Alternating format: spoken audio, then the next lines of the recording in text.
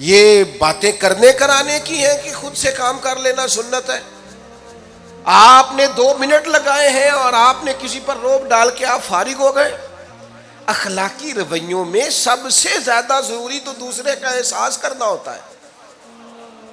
اخلاقی رویوں میں سب سے زیادہ حاجت تو دوسرے کی تکلیف اور شدت کا احساس کرنے کی ہوتی ہے۔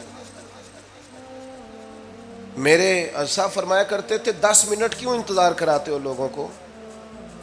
تم نے ممبر پہ کہا تھا میں 2:15 بجے جماعت کراؤں گا، 2:16 کیسے ہوئے؟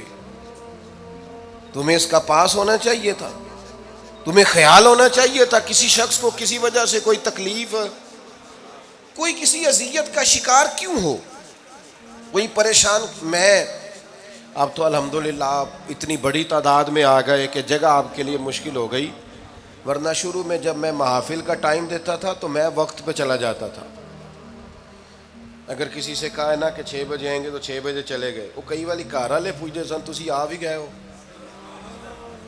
تو میں کہتا سانو تسی ویلے ہیں سمجھ لو۔ ہمارا مزاج نہیں ہے نا جی، بلکہ ایک تقریب میں مجھے دعوت دی گئی تو اس پہ لکھا تھا 6 بجے، تو میں وہاں پہنچا تو میزبان بھی نہیں آئے تھے۔ مجھے بتائیں شادی کا کارڈ سارا خاندان بیٹھ کے لکھتا ہے نا، روانگی برات 1 بجے، 1 بجے جاتی ہے برات، مشترکہ جھوٹ بولا سارے خاندان نے۔ یہ رونے کی بات ہے، ہنسنے کی تھوڑی ہے۔ مسلمان اور جھوٹ بولے، مشترکہ طور پہ کہا یہ جھوٹ ہے۔ محفل ہوگی بعد از نماز عشاء، تو ختم کب ہوگی یہ بھی تو بتائیں۔ آپ نے قوم کو تو ایک شخص کا بتایا تھا کہ فلاں صاحب خطاب کریں گے، یہ مقامی، قومی، عالمی شہرت یافتہ، یہ کہاں سے آ گئے؟ کیوں تکلیف دی گئی؟ بلکہ ہم نے تو منصوبہ بندی کی ہے کہ لوگ ہمارے جلسوں میں نہ آئیں۔ ستائے اتنا ہے، ایک جگہ پہ میں حاضر تھا تو 1:30 بجے مجھے مائک دے رہے تھے، اب تو میں جاتا نہیں ہوں، رات کو چھوڑ دیا ہے۔ 1 بجے رات کو مائک دے رہے ہیں تو نقیب بیچارہ رٹی رٹائی بات کر رہا ہے، کہتا ہے بلا تاخیر۔ میں نے کہا ابھی بھی بلا تاخیر ہے، کر لو تھوڑی تاخیر۔ خدا کے بندو ختم کرو، آدھے گھنٹے میں مسئلے کی سمجھ آ جاتی ہے، ایک پیغام دو، بات ختم ہو گئی۔ اتنا الجھاؤ اور اتنا بات کو کھینچنے کا معنی کیا؟ اپنے رویوں کے اندر۔ میں چلا گیا 6 بجے تو میزبان صاحب بھی نہیں آئے تھے، تو وہ تقریب کب شروع ہوئی؟ 9 بجے۔ تو میں نے ان سے کہا غور سے دیکھ لو کہیں میں تو نہیں الٹا پڑتا رہا، 9 اور میں 6 سمجھتا رہا ہوں۔ یہ چھوڑیں ان چیزوں کو، اپنی زندگی میں آپ نظم پیدا نہیں کریں گے تو کوئی کام کیسے کریں گے؟ حضرت حکیم الامت مفتی احمد یار خان صاحب نعیمی رحمۃ اللہ علیہ، مفتی صاحب رحمۃ اللہ علیہ جب جمعے والے دن الحمدللہ کہتے تھے نا تو پورا 1 بجا ہوتا تھا۔ لوگ گھڑی کو کہتے تھے تو غلط ہو سکتی ہے، پر مفتی صاحب پورے ٹائم پہ الحمدللہ کہتے ہیں۔ بلکہ ان کے بارے میں معروف ہے کہ وہاں ایک ذمہ دار تھا، بھینسوں کا دودھ دھوتے ہیں نا دیہاتی لوگ، تو عصر کی اذان سے 5 منٹ پہلے مفتی صاحب مسجد تشریف لے جاتے۔ یہ اخلاق ہے، یہ آپ کا رویہ ہے، یہ آپ کا انداز ہے۔ عصر کی اذان سے 5 منٹ پہلے جاتے تھے، جا کے وضو بنانا پڑے تو سنت ادا کر کے بر وقت نماز میں شامل ہو جائیں۔ تو مفتی صاحب گزر جاتے تو وہ ذمہ دار اپنے بیٹے سے کہتا کہ اب آپ نا بچے کو چھوڑیں بھینس کے نیچے تاکہ ہم بھینسوں کا دودھ دھوئیں۔ تو ایک دن وہ بیٹا کہنے لگا ابا جی ابھی تو یہ سورج کھڑا ہے، عصر کا ٹائم کہاں ہوا ہے؟ تو وہ کہنے لگا تو چھڑ دے کٹا، مفتی صاحب لنگ گئے نہیں، ٹائم ہو گیا ہے۔ یہ ہمارے بزرگوں نے ہمیں رویے سکھائے۔ آپ نظم والے ہوں، اخلاق والے ہوں، سچائی والے ہوں، دیانتداری والے ہوں، دوسروں کا خیال رکھیں، کسی کو تکلیف نہ ہو ہماری وجہ سے۔ پتہ ہے رسول پاک صلی اللہ علیہ وسلم کی بارگاہ میں آ کے عرض کیا گیا یا رسول اللہ یہ ہمارے امام صاحب بہت لمبی نماز پڑھاتے ہیں، صحیح حدیث میں موجود ہے۔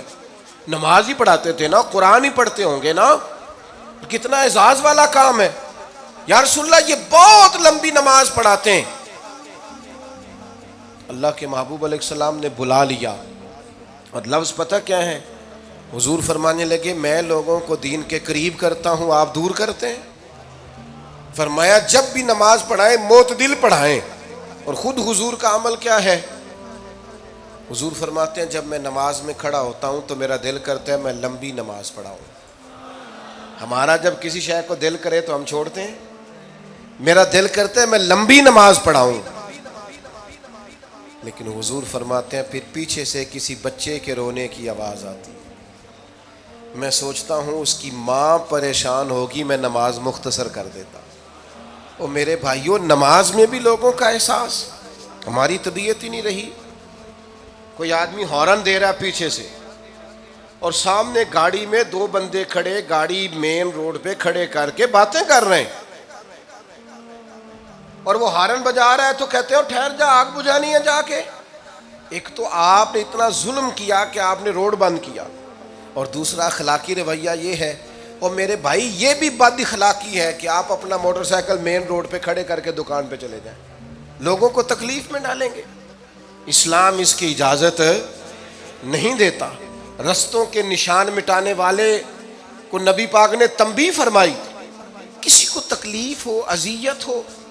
اور بعض لوگ سمجھتے ہیں کہ میں نے پریشر میں رکھی ہوئی ہے دنیا، ڈرتے ہیں لوگ مجھ سے. جو ڈر کے عزت کرتا ہے وہ خوف کھاتا ہے، اور جو محبت سے تجھے سلوٹ کرتا ہے وہ تیرا احترام کرتا ہے. بعض لوگ کسی کے شر سے بچنے کے لیے بھی اسے سلام کرتے ہیں، وہ عزت نہیں ہوتی، وہ عزت نہیں ہوتی کہ یہ تو رٹا ڈال دے گا. اپنے اخلاقی رویے ہمیں اللہ کے محبوب سے سیکھنے، حضور سے خیرات لینی ہے. اخلاق اسما ہم نے اپنے آپ کو سمجھنا ہے، ہم نے اپنے مزاجوں میں تبدیلی پیدا کرنی ہے، بالخصوص بزرگوں کے معاملے میں، بڑوں کے معاملے میں. جیسے جیسے انسان ضعیف ہوتا جاتا ہے نا، حساس ہوتا جاتا ہے، اسے باتیں تکلیف دینے لگتی. وہ ایک بوڑھی اماں ایک دفعہ مجھے کہنے لگی کہ آپ میرے بچوں سے کہہ دیں خرچہ پاویں تھوڑا دین کرن، میرے نال بولن صحیح کرن.